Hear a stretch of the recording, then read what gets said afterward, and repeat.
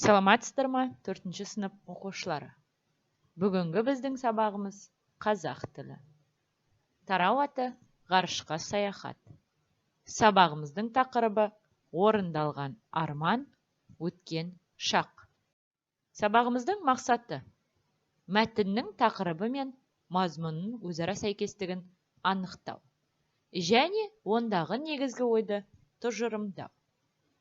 Етістікті тиісті шақта, өткен шақ, келер шақ, осы шақта қолдану. Есімізге түсірейік. Мына сұрақтарға жауап беруге дайындал.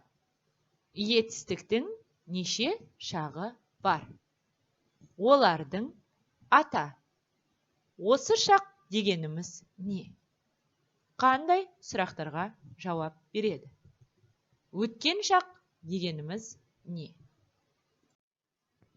Әрмен қарай оқушылар, оқулықтағы 83-ші бетті ашып, 18-ші жаттығуға мұқият назар аударамыз. Тыңдалым және айтылым.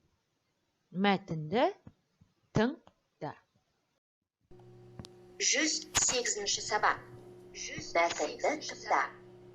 Ақиқатқа айналған арман. Біздің бала кезімізде екінің бірі ғарышкер болуды армандайды. Жұлдыздарды жақыннан көріп, сол кезде беймәлім көрінген әлемге сапар шегу көпшіліктің егеді.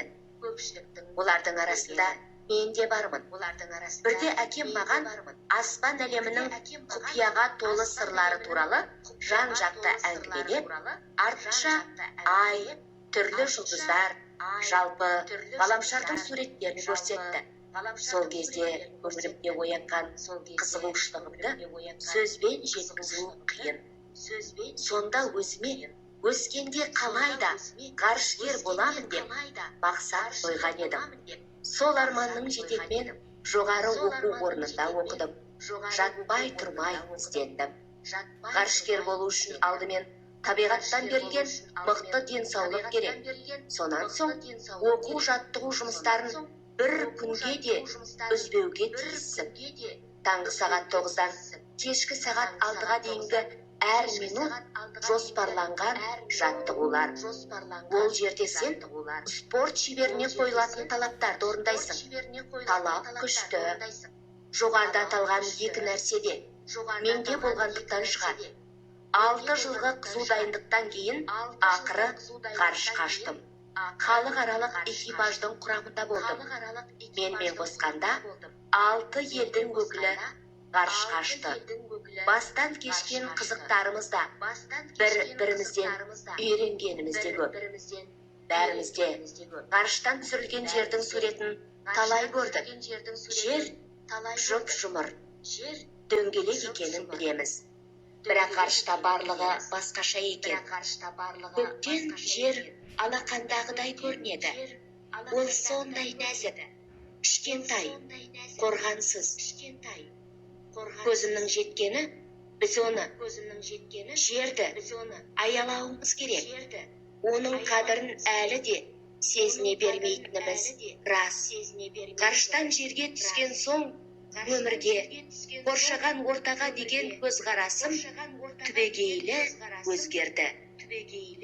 Өзіміз мекендейтін ғаламшарды сақтай білуіміз керектігін жете түсінгендей болдым. Айдын Айымбетов. Тапсырма. Мәтін кім жөнінде? Ол туралы не білесің? Мәтін мазмұнына өз пікіріңді айт. Мәтіннің соңғы бөлігін мазмұнын айтуға дайындал. Дәптермен жұмыс, жазылым және айтылым.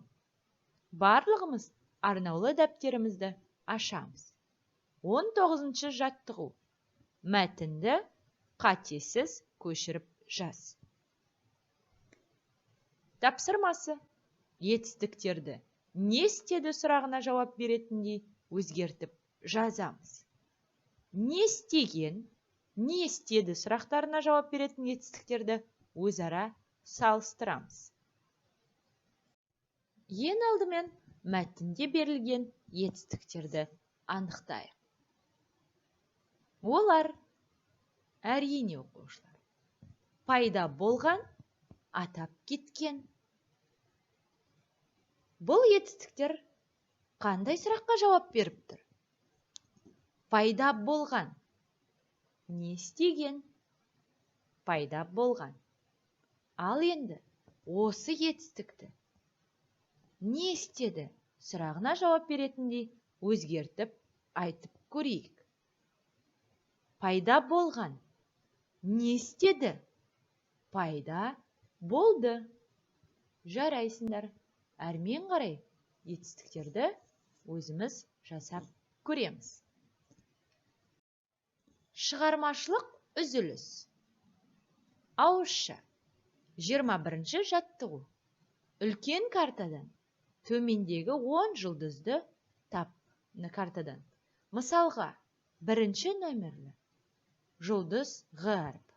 Баған түрінше Ғ әрпі, қатар түрінде Е әрпі. 1-ші жұлдызды таптық. Қалған 9 жұлдызды тап. Үйге тапсырма.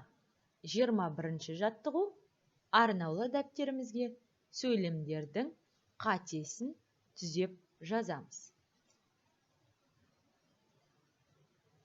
Және де ережені жаттау. Жауап береді. Дұрыс жауаптарды белгілейміз. 1-ші сұрақ. Айнұр біздің ауылға талай рет келген. А. Осы шақ. Ә. Өткен шақ. Б. Келер шақ. 2-ші сұрақ.